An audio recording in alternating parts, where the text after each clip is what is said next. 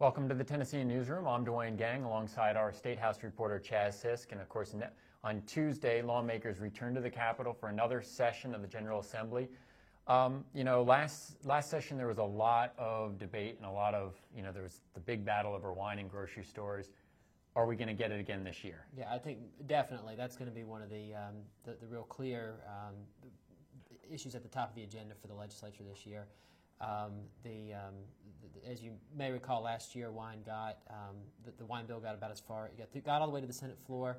There's been some off and on talks since then. It's a little bit unclear whether liquor stores or distributors are any closer to accepting this than they were before.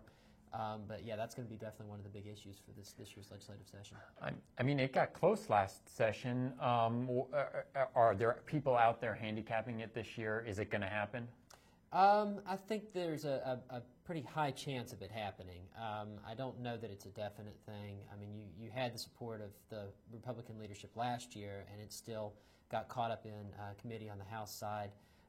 So it's definitely going to have a good chance of passing, but it's one of these bills that it's popular but just never seems to make it through the legislature. So it's hard to predict that this is going to be the year for it for certain. So.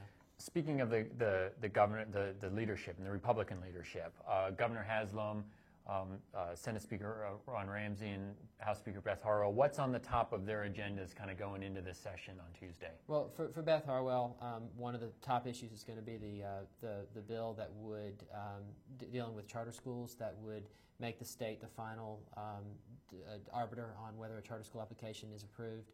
That failed on the last day of session of 2013. It's going to be top of the agenda this year. She's still saying she supports it, says that metro schools are wasting their time fighting this thing. So I think that's going to be one of the top things. There's going to probably be a bill on vouchers.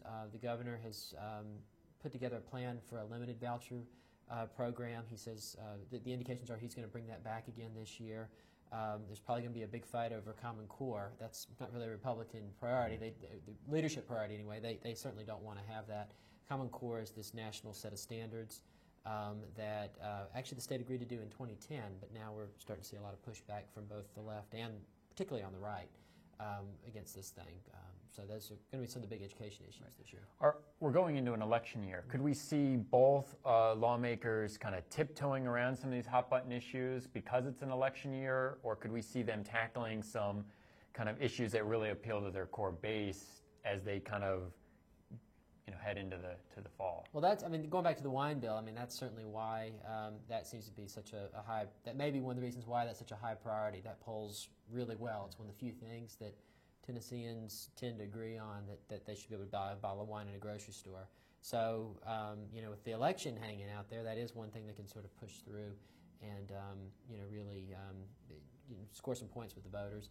On other issues, I think for the most part they're going to try to avoid the real controversial fights. That's why I think they want to stay away from this Common Core thing, though it's probably going to be their hand forced on that. What about the Democrats? Do they have some top issues? Can they get any of their issues and some of their through? They don't have much. Well, they've got some issues. Right. They've got some top issues. They want to see TennCare expanded. This is something that the governor has delayed a final decision on. His delay is actually starting to get national attention, and he's one of the few not to declare one way or another whether he will expand the Medicaid program or not. Democrats want to force him to do so. They may get some help from the hospitals who are complaining about the impact this is having on their bottom line. Democrats are talking about creating the state's first minimum wage.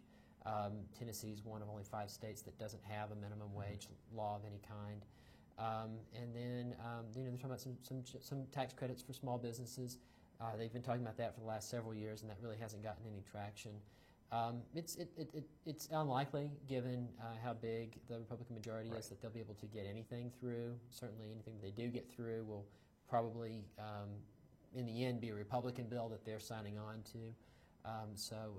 But they're hoping to make themselves heard this year, certainly. And finally, as we conclude, big fight last year over guns. Anybody going to touch that issue this time around? Well, there are people out there who would like them to touch that issue. So I think it's almost certain to at least be a bill that's filed and debated in committee. Last year, the bill that they finally passed after years of debate was a bill that would allow employees to bring guns with them to work so long as they left them in their trunks. The so-called guns and trunks right, bill. Exactly. But the problem with that bill is that although it took away the legal penalties, the Attorney General said that you couldn't prevent that an employer could still fire you for bringing a gun to work. There's some who want some clarifying legislation, so you can't even be fired, that it's discrimination. That's the Republican leadership. Certainly, they feel like they've put this issue to bed. They don't want to touch it again, because if they were to pass a bill like that, they'd certainly outrage a lot of employers, and that's an important constituency for them. Right. And of course, lawmakers return to the state capitol on Tuesday. It's going to become a busy time of year for Chaz. You can follow him on Twitter at Chaz Sisk, and of course, follow all of our State House coverage on Tennessean.com and our political blog in session at Tennessean.com/politics. So thanks for watching, and stay tuned to when lawmakers return on Tuesday. Thanks for watching.